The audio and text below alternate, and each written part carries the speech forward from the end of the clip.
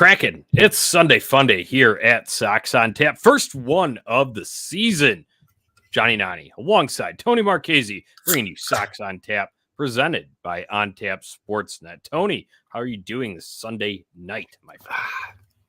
Victory beers taste great, Johnny. Yeah. And they're even better on Sunday Funday. That crack sounded crisp, so I think it was a crisp day overall of baseball, Tony.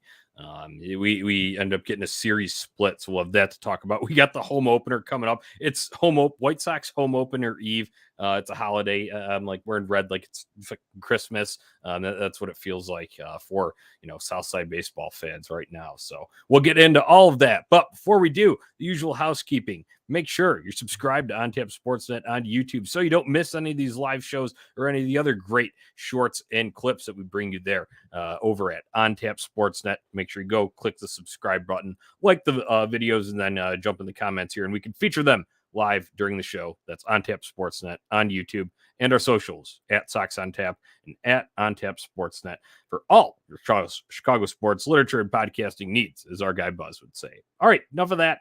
Let's get into it. Tony, first weekend of White Sox baseball is in the books. Tell me how you're feeling about it. Johnny, I'm pretty happy, actually. I did not really expect us to go in and sweep Houston by any stretch of the imagination. They're a good baseball team. Coming out of this series with a split, I think, a little bit of recency bias in this as well, with the win coming today and then the win coming on opening day. Opening day wins are cool and tough, but I think the energy going into this week and, especially the home opener tomorrow coming off this victory down in Houston, it has me pretty happy as a White Sox fan. I'm not going to lie. How about you, man? Hey, I think I expected a split, Tony. This was, we had opportunities to win those games on Friday and Saturday. Yes. So it is a little bit disappointing in that. And we'll get to some of the trends, early trends, granted small sample size, that are starting to develop that do give me a little bit of cause for concern. But overall, I mean, this team is playing competitively. There's a different vibe around it. There's a little bit of a different energy. And then you're getting contributions from some of your big bats. Granted, maybe not as consistently in certain situations as we would like sometimes. But overall, when I go and look at a split with the Houston Astros, the defending world champions, still very excellent ball club, one that many are picking to go back to the World Series, possibly win it again. I think that's a very satisfactory weekend to open the 2023 season. It absolutely is, and I can't wait to get into some of those trend things. But I think we got to talk about a little bit about today's ball game first, Johnny. If that's what the rundown says here. I'm curious how you feel about a couple of different things that took place today. But we'll start out in the first inning, man. More missed opportunities. Dude, missed opportunities is just good. I'm just going to broad stroke it here for you. 12 runners left on base total. I had a little thread running from the Sox on Tap Twitter account. Just counting these up, started in the first inning, and then we left one on base there. It continued in the second, fourth, sixth, eighth. I have opportunities for all of those. We even left guys on in the ninth there too, and we had an opportunity to tack on more, right? And shit in the eighth too. There was even more opportunities there. So it's a concerning trend. One of those things that I kind of foreshadowed when I was giving my overall feelings on this team so far through opening weekend. So that absolutely needs to be cleaned up. But once again, tough pitching staff. That's one thing that we do have to consider there. And then also it is the first weekend of the season. So I know people hate it's early thing because yes, all of these games matter. A game in April or March, it matters as much as the one does at the very end of September, right? When it counts towards standings and all of that. However, being able to really step on an opponent's throat is what makes a good team a great team. And you saw the Astros be able to do that in games 2 and 3. So that was just kind of my sort of takeaway from missed opportunities there. Yeah, I really don't know the difference yet between the identity of this White Sox offense versus last year's. Again, it can go back to it's just the first weekend of the season, but some of the same things that we saw last year and we're so incredibly frustrated with are still there. And I don't know if I expected them to go away. I don't know if a new hitting coach was sort of it's supposed to be the answer to that, but there's still some of that unopportunistic baseball that, if we want to look at this as a trend, this has been a long-standing trend. It didn't start this year. It's just a continuation of basically a lot of the same parts that we saw last year, Johnny. Yeah, right. Well, that was, one of the negatives as of today, the missed opportunities. And we had to lead off with that because that did happen in the first inning, leaving Luis Robert there at third base. But Tony, other than that, let's get into some of the more positive things. And I'm going to call it the Mike Clevenger roller coaster ride, because that's what it was early on. He got himself into some, base running traffic early on in both the first and the second inning. But he was able to escape those unscathed and then went a little bit smoother. The ride evened out a little bit. You were coming back down towards the gate to get back off of it in the third, fourth, fifth when he was out there. So overall, though, I mean, hey, command needs to be sharpened up with him. I think that's been a thing when I've talked to you. I've talked to any of our Sox on Tap panelists here throughout spring training as well. That's one thing I noticed, that the movement is nasty, and you saw that with the slider, and that's why I was able to generate strikeouts the way that he was. He punched out 8 guys today, so that should not go understated. However, 2 hit by pitches through 2 innings there. You also walked 3 on top of that. So if you couple those together, that's 5 walks with 8 strikeouts. Some volatility within those numbers, but once again, first start of the year for him. I liked what I saw, man. Hey, he was the first White Sox pitcher to pick up a win, right? Starting pitcher. Yeah, and I liked the intensity this guy brought to the mound, Johnny. I liked the screaming, the just getting into it that Mike Clevenger had when he was out there striking guys out. Sort of Lance Lynn-esque a little bit. But Clevenger's always been a sort of a high intensity guy. But this is sort of the first real game that you saw him pitch in. They asked him post game, it looks like you took it up a notch, and they had mentioned that he had been dealing with an illness towards the end of spring training. And, he said it sort of just, straight answer, like, yeah, it's kind of hard to get jacked up for a Cactus League game. You talk about some of the volatility that he had. He's always had a little bit of that wildness in him too.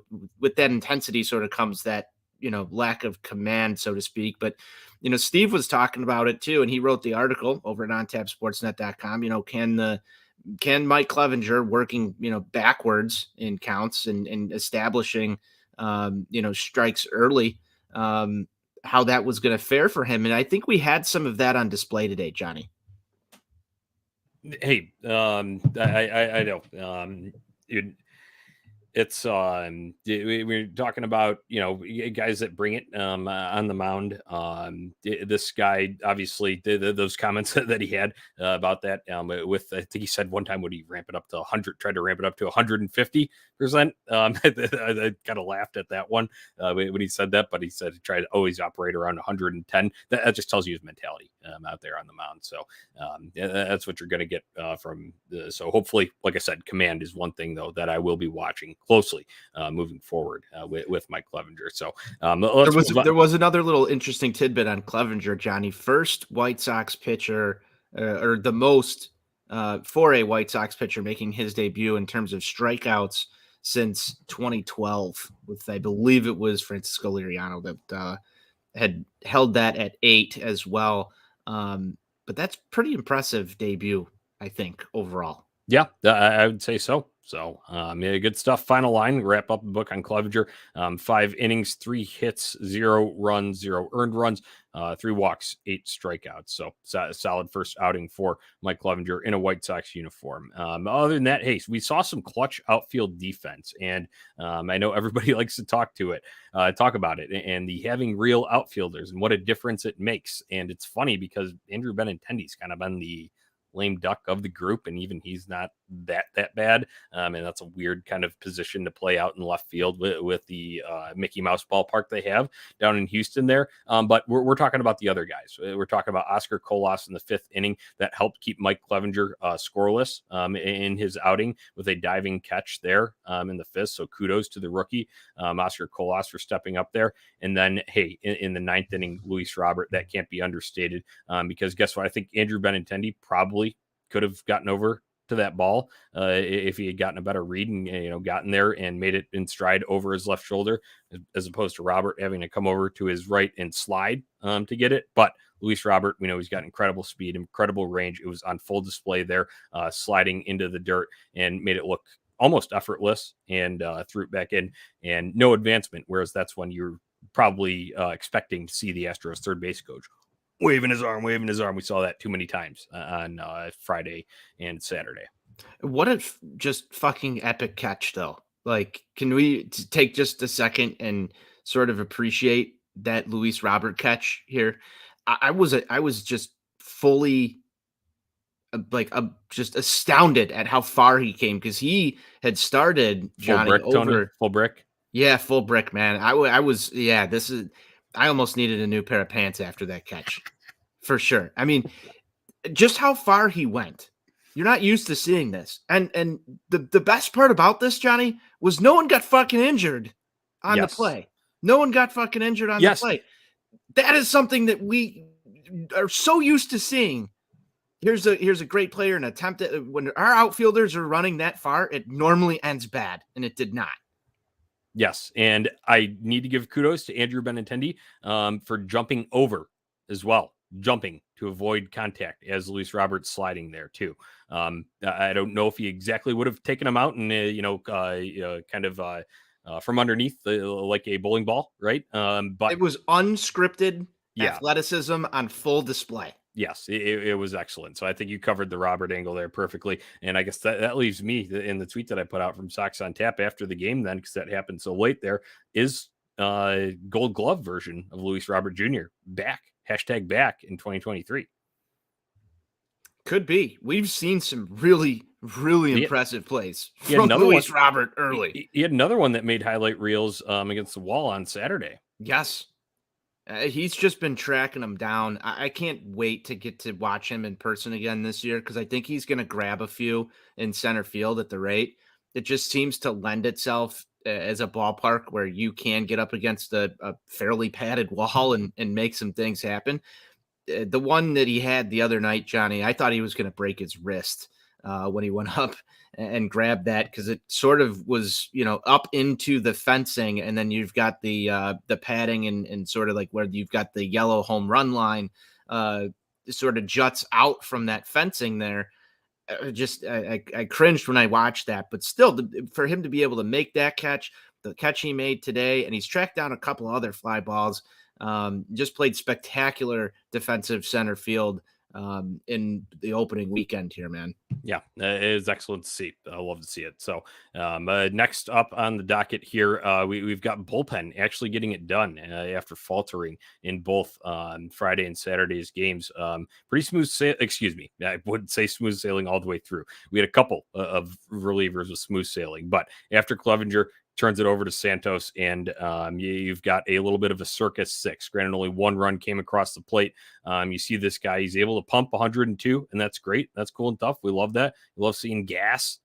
However, you obviously saw that it can also lead to a run coming across the plate via a wild pitch. And that is how that run did cross the plate. He got himself into trouble too with some walks in there, hit mixed in.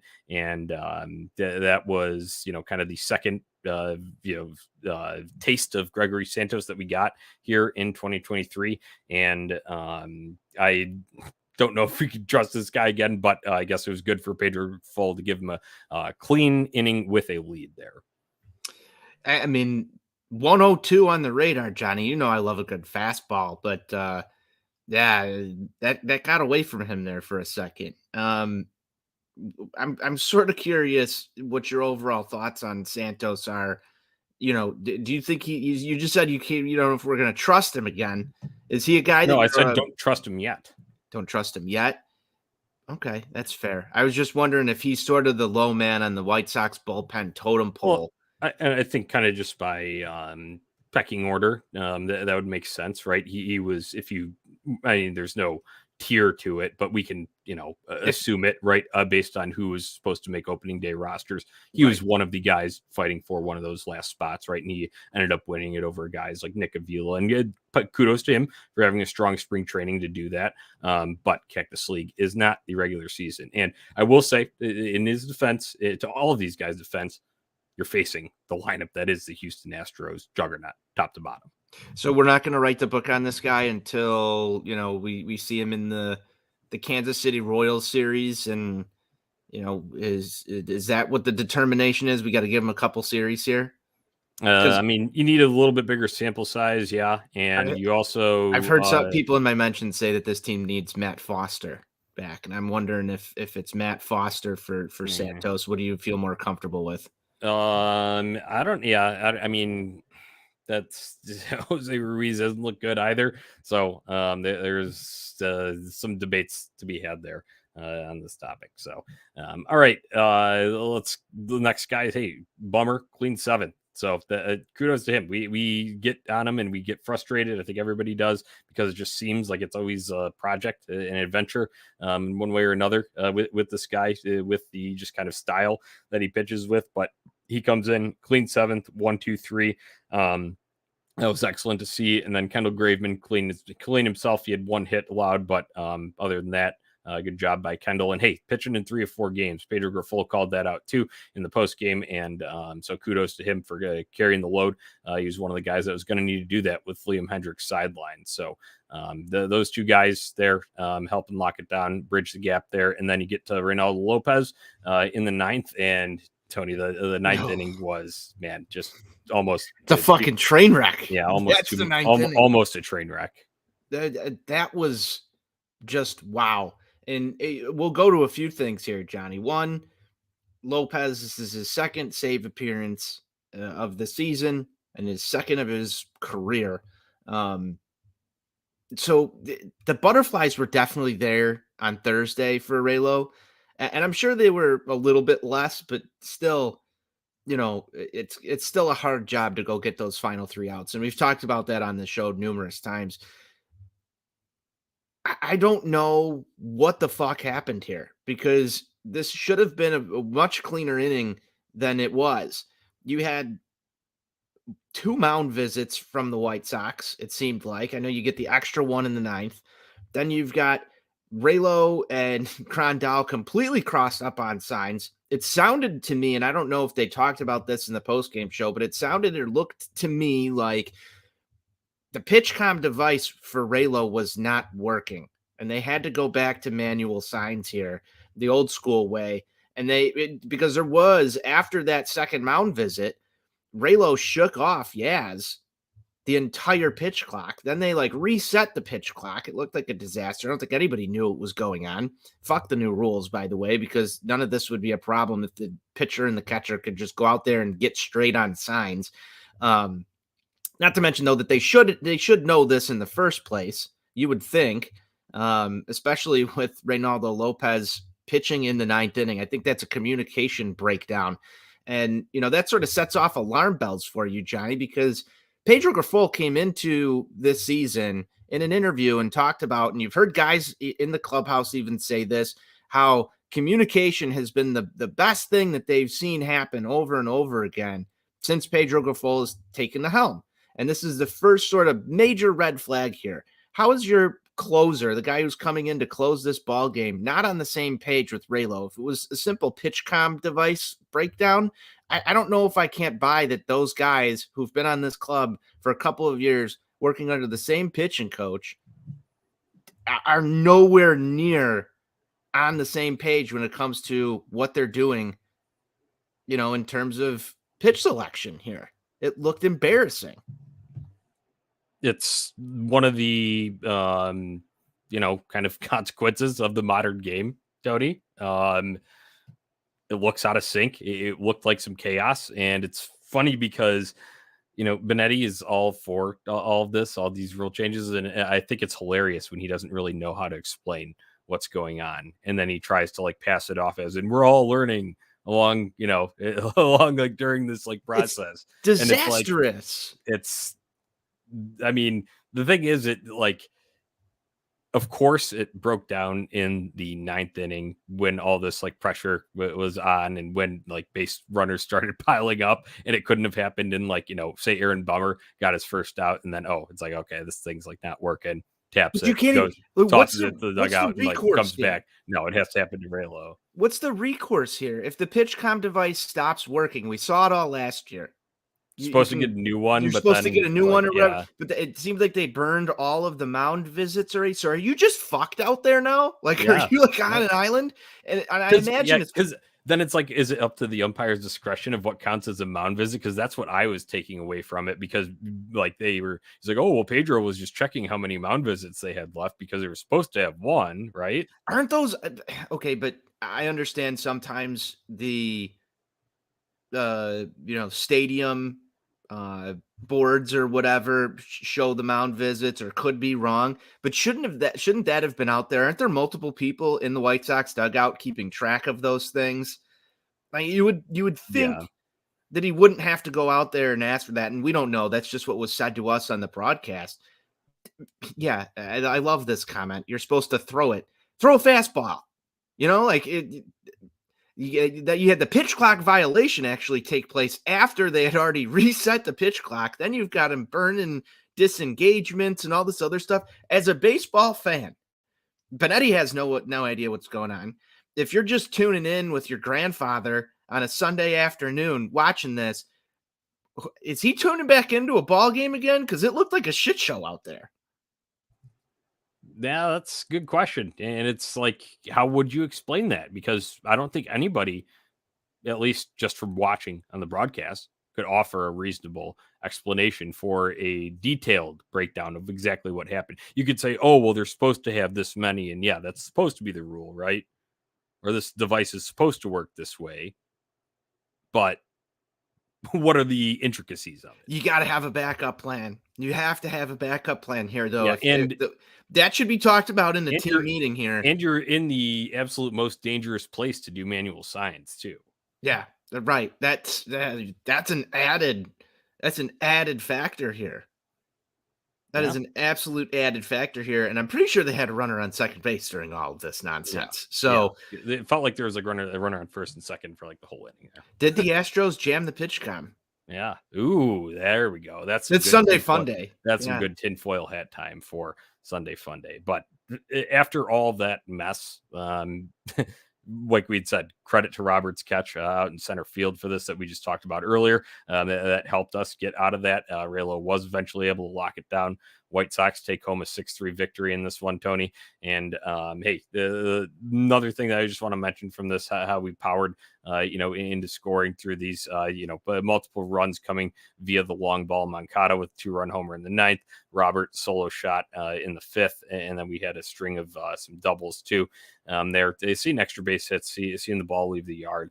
It's just excellent. And I know we're hesitant about using the B word here, but is the Thunder #B possibly? We rank 8th in the league right now among teams with 5 total home runs through opening weekend. And granted, we played 4 games. Some teams only played 3 games. However, I feel like that figure would be much, much lower at this time last year. Yeah, I'm surprised at the offensive outburst that we've seen.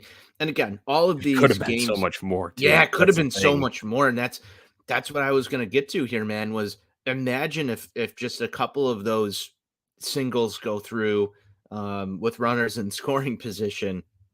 It's not just striking out. There's been a little bit of that, but they're putting the ball in play. It feels like a little bit more, especially against the Astros, who they've got some pitching, Johnny. They've got some pitching. I want to see if this power surge continues. Now, is it partially that they're playing in a dome down in a warmer weather climate to start the season? I think that's a good transition. Right.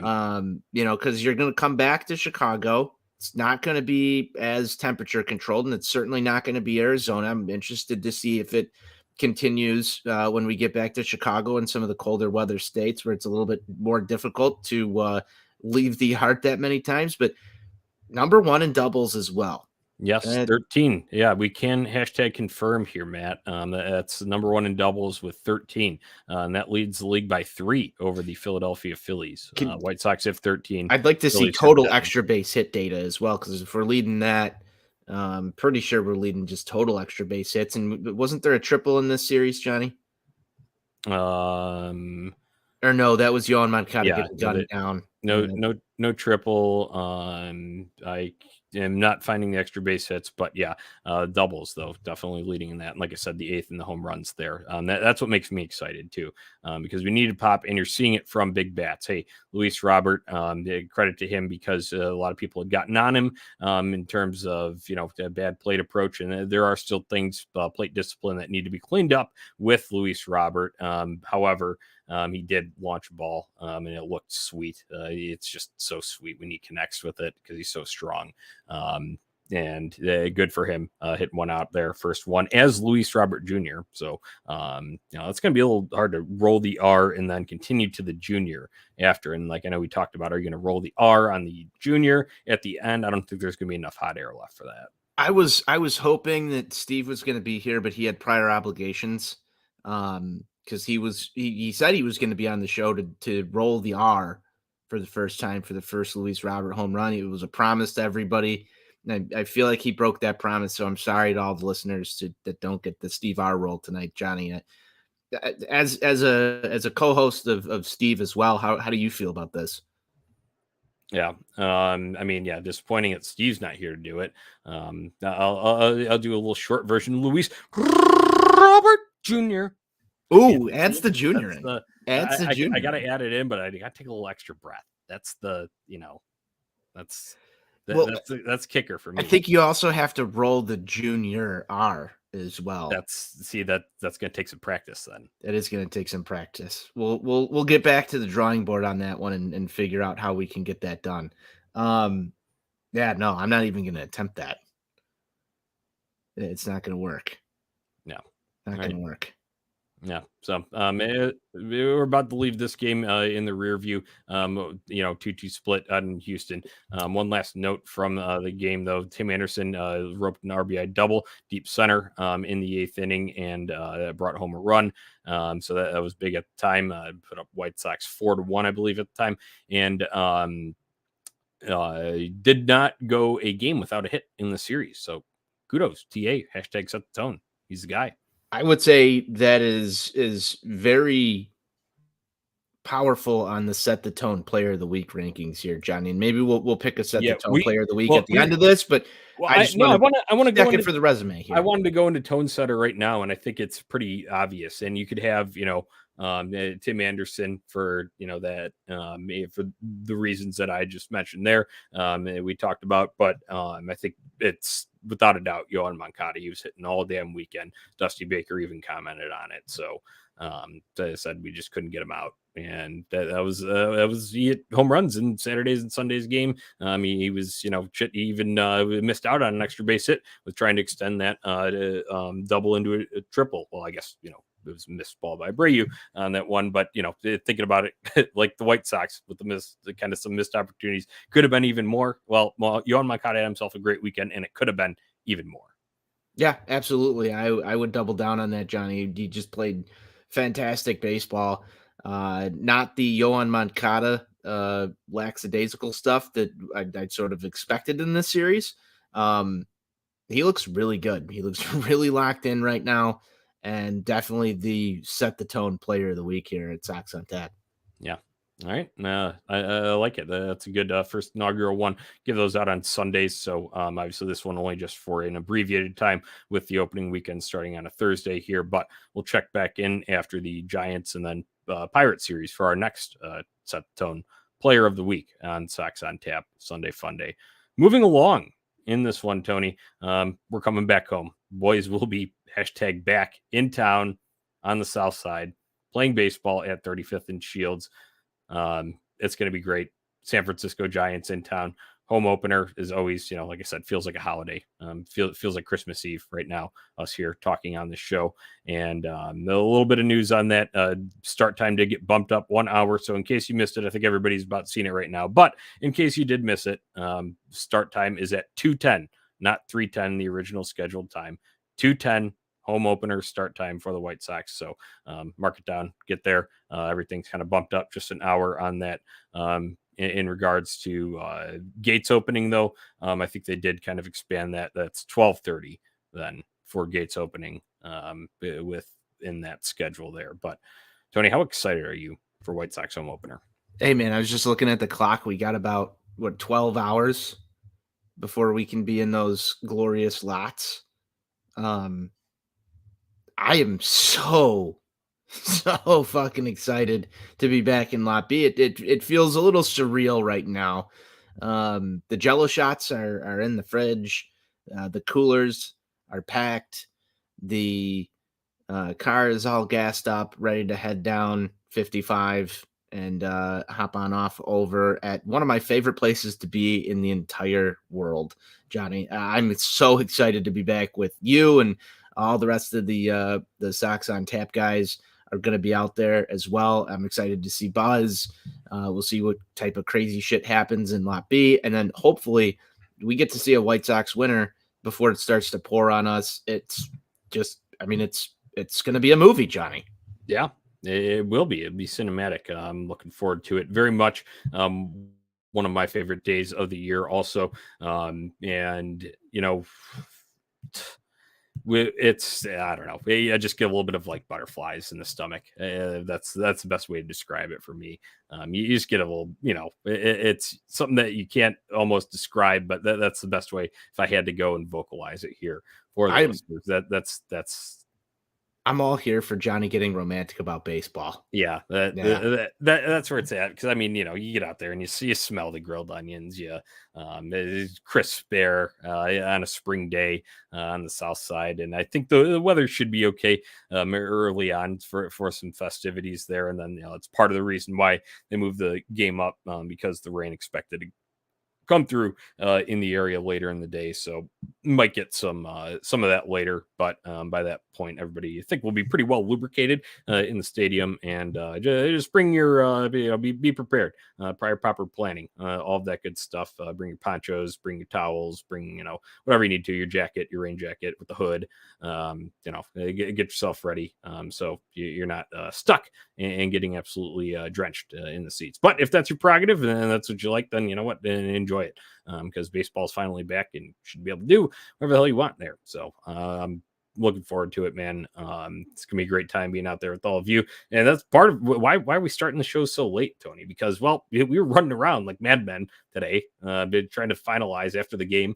I obviously watched that earlier today, and I think we all took care of family obligations, had some dinner, and then it was getting ready for the home opener, getting ready for tailgate stuff, getting all the gear, getting it loaded up in the car, so we're ready to go in the morning.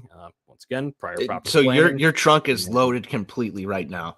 Yeah, I mean, you're ready to go. A couple extra items to bring in tomorrow morning, but other than that, the essentials are there.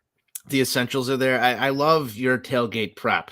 My car is not loaded at all yet, but I have actually done more prep this year than I think in years past. We're going to see how this goes in the morning. I will probably be the last one. Maybe not the last one to show up, but I think you and Steven and probably our guy Patrick Kaminsky are going to make it to those lots before me. If I was a betting man, I would say that I will probably make it there after all of you guys, because inevitably it will take me way too long to figure something out tomorrow morning.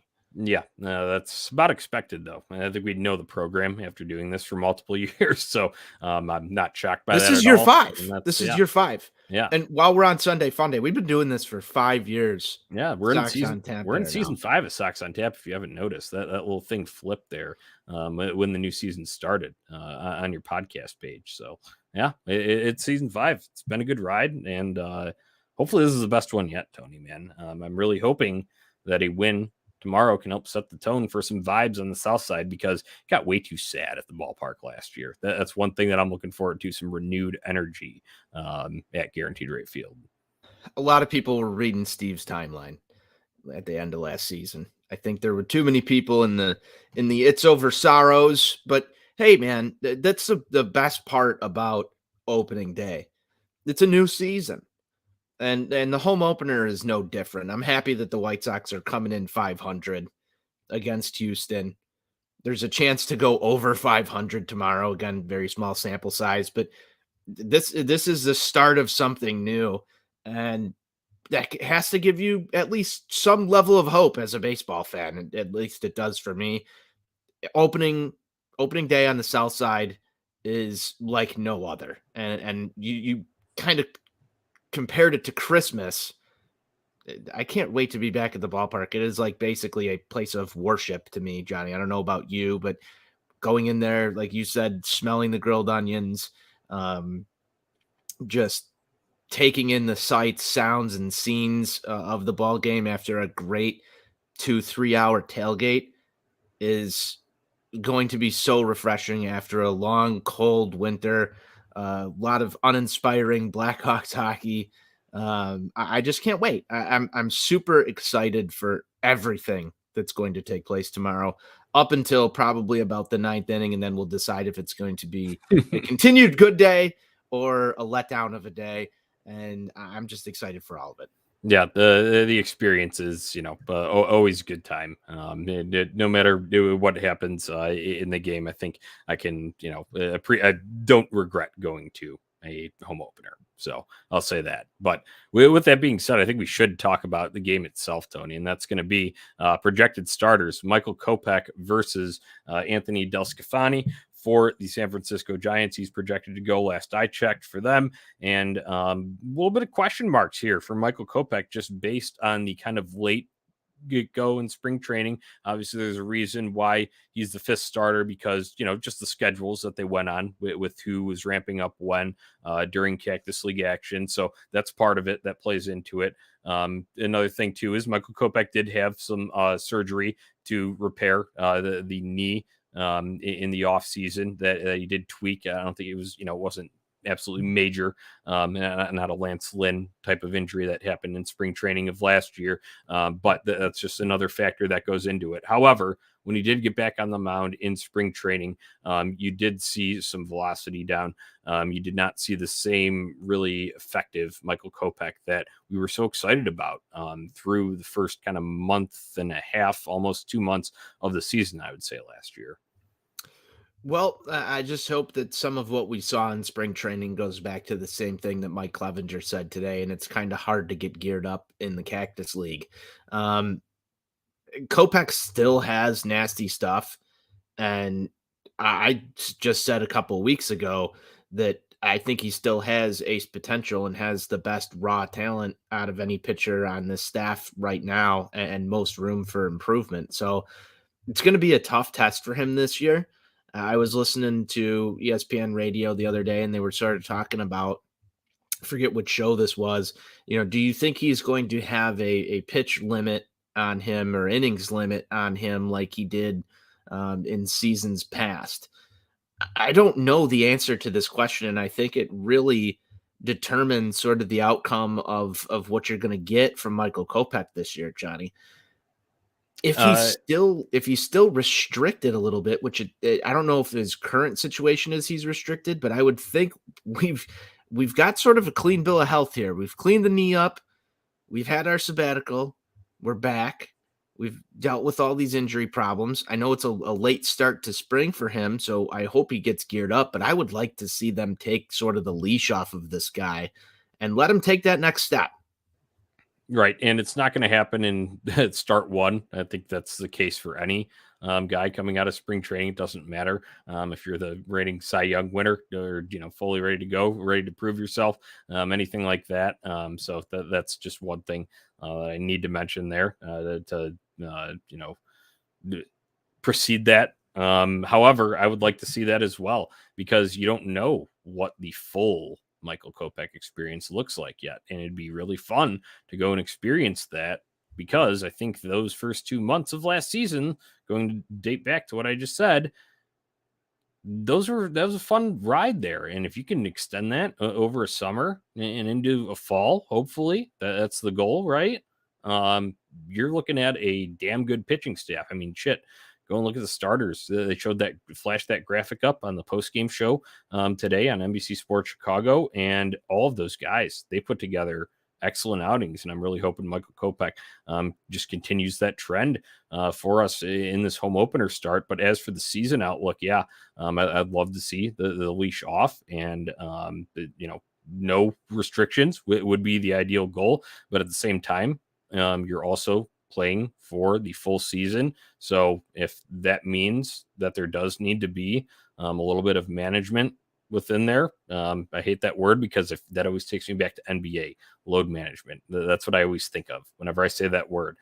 However, it is a grind, and making 30 starts, 30 plus starts is no small task, and it's you want to be able to have those guys. We've seen guys run out of gas come playoffs in 2021, right?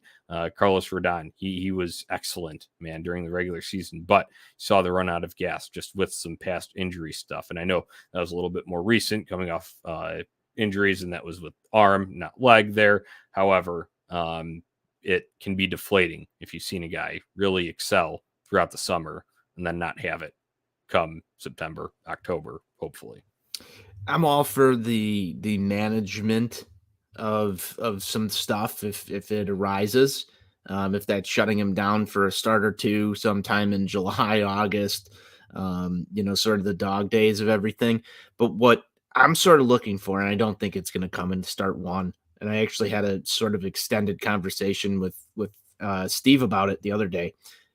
Is seeing Kopech be able to go finish things like that no hitter that he had last season, because he can get to 110 or 115 pitches and get the job done. He's got the stuff to go out there and throw complete games. And you see him sort of ramp up with the intensity. I love the intensity of this White Sox starting rotation right now. I want to see Kopech get to that point somewhere in May, June. He's probably only going to go 5 innings tomorrow, and that leaves me a little bit scared, Johnny, because this bullpen has sort of been, like you said, a roller coaster earlier. But if you can start to get Michael Kopech to eat that 5th, 6th, even get into the 7th for you in some of his starts, that's that next step that he needs to take, is that longevity piece to it. Yeah, you said it. You said it perfectly there. I second exactly what you said there. So, I love the outlook of the rotation so far. Obviously, we haven't been a full turn through, only one guy left to go here, but early signs point to positive things coming from this group in 2023. So, other than that, what were you thinking? Full go lineup, I would imagine. Pedro Grifol probably wants to put on a good show for his fan base, for all the people back home of this new team that he's managing here. But Desclafani, right-hander, I believe. So I think we should see a pretty similar lineup to the full go starting group that we saw today. I would think so. I mean, it's his first game managing in Chicago, right? I think you'll get the fairly consistent lineup that we've seen now, basically 2 days in a row here. The only thing I can see, Johnny, and I don't think it'll happen, but maybe Sebi Zavala getting the start over Yasmani Grandal. But that said, that's a righty-righty matchup. I think Grandal's going to want to be in the lineup tomorrow for the home opener. Sox have a day off on Tuesday, so I don't really see anything that would cause them to go astray from what they've done basically the last 2 days. I like a comment that we got in here. Matt says, I think we need to find out how big of a need second base is. And yeah, once again, early, we're talking small sample size here, but Elvis Andrus is not going to be the hitter he was when he came over and went on an absolute tear that he went on in 2022. Kind of one of the only the shots in the arm that the White Sox got, aside from Eloy, all season. That's just not going to happen. Obviously, you think he's going to play serviceable defense. But finding out how big of a need second base is, because when Elvis came up in big situations, it just felt like this, you kind of almost chalked it up as an automatic out. If you get on base via a walk or hit by pitch, that was a win in the book there. So I think that's something to keep an eye on there. And he says he'd like to see Romy at second base for that. So I think Romy's got to earn his way into the lineup there too. But it's a possibility there. Yeah, I'm not sure, Johnny. Here, you also have Elvis Andrus, who's playing second base for the first time in his career. Wanted to sign here. It's sort of one series. I know that that's the same excuse. We can go back on it, but he sort of is the dog in the lineup now, right? And everybody's going to find sort of the fall guy. I felt like it was Lurie Garcia all last year. Feels like an automatic out.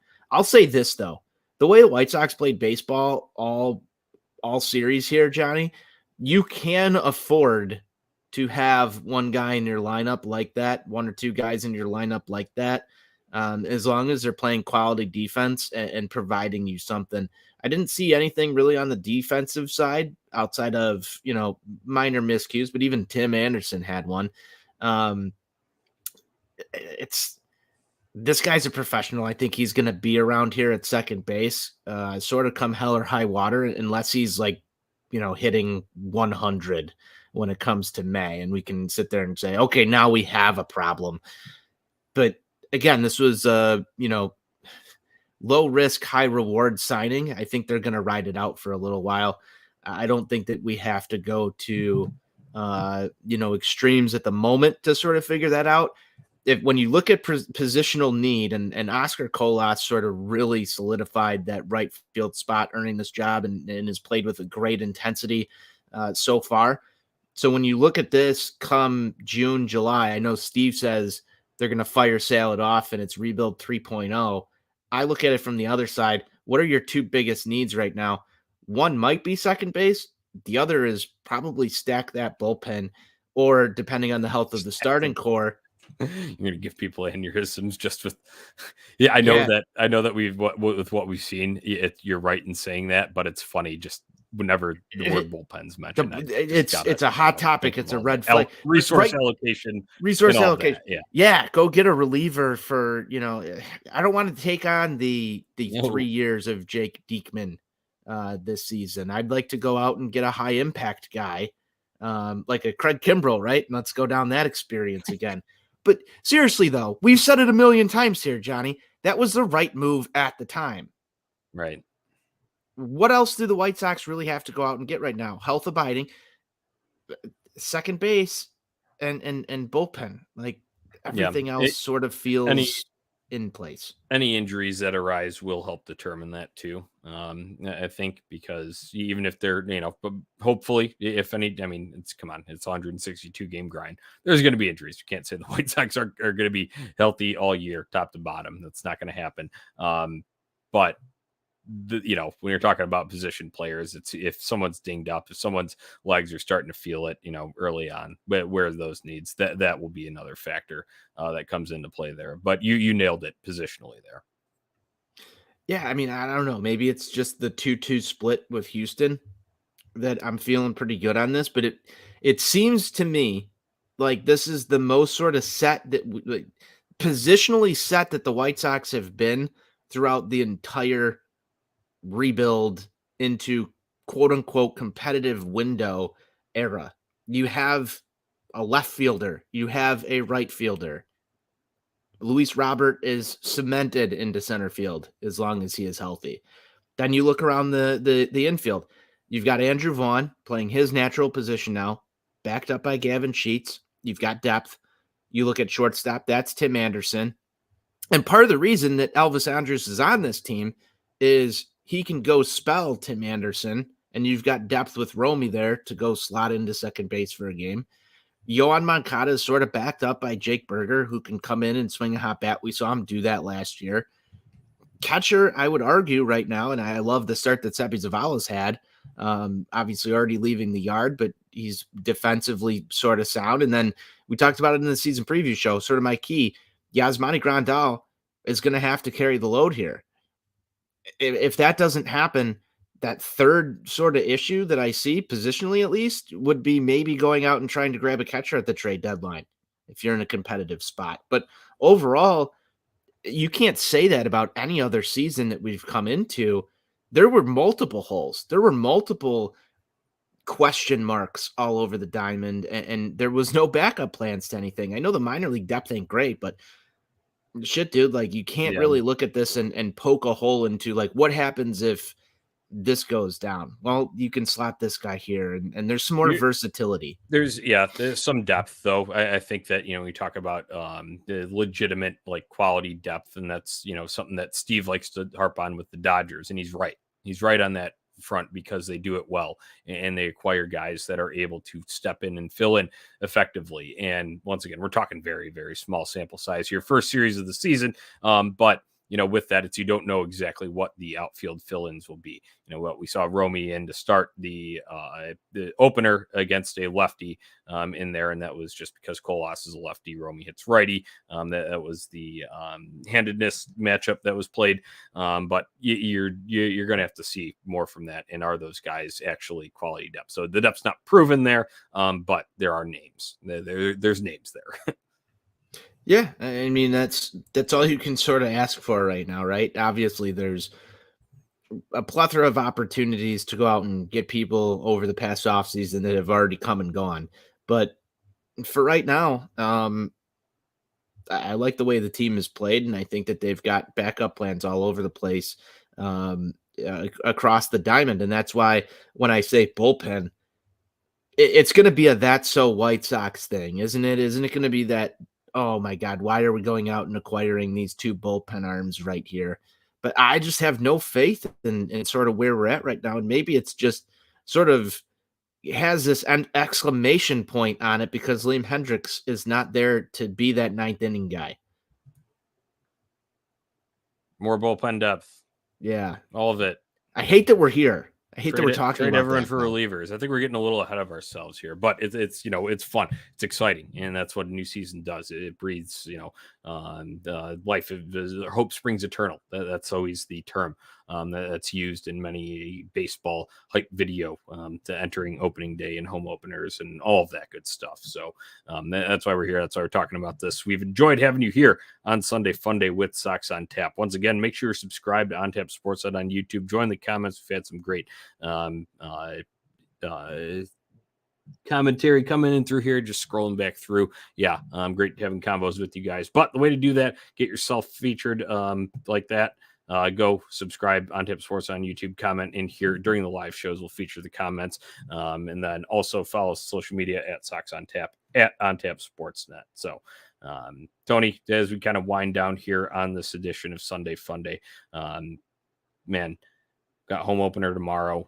We've got a finally break in the schedule. I think that's one thing too that I just wanted to the last kind of touch on here, and that's we kind of went in hard because the first time we was kind of you were without it all off season, then you got to let it all out right immediately, and we're going to give raw emotion and how we feel about everything, and everybody's going to do that on no matter what. I think no matter the opponent either, but also have to remember the caliber of opponent that you're playing. One of the very best teams in the league that you just took on there for 4 games. And now you're going to get some shorter series, more normal series, 3 gamers against the Giants. And it's not a knock against them, but they're just not on the same tier as the Astros. They're a couple seasons removed from that kind of, massive 107 game surge that they had. And then you got the Pirates, who are a rebuilding team that you'll go and see, but that's also a road series. It's cold weather once again there. Just kind of looking ahead on the schedule here, but I'm excited to not see Jordan Alvarez. I'm excited to not see Kyle Tucker. I'm excited to not see Alex Bregman.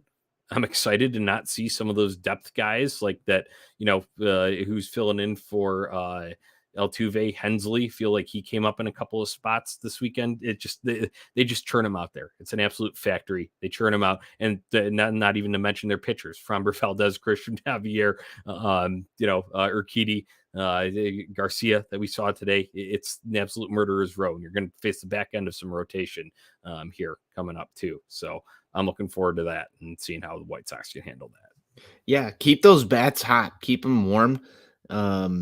That's what I want to see. This offense, and this starting pitching have been fantastic to start this season, man. I just want to see it continue when it comes back to Chicago. Excited to get out to the ballpark and watch it in person for the first time this season. I don't know about you, but I'll just go out and say it.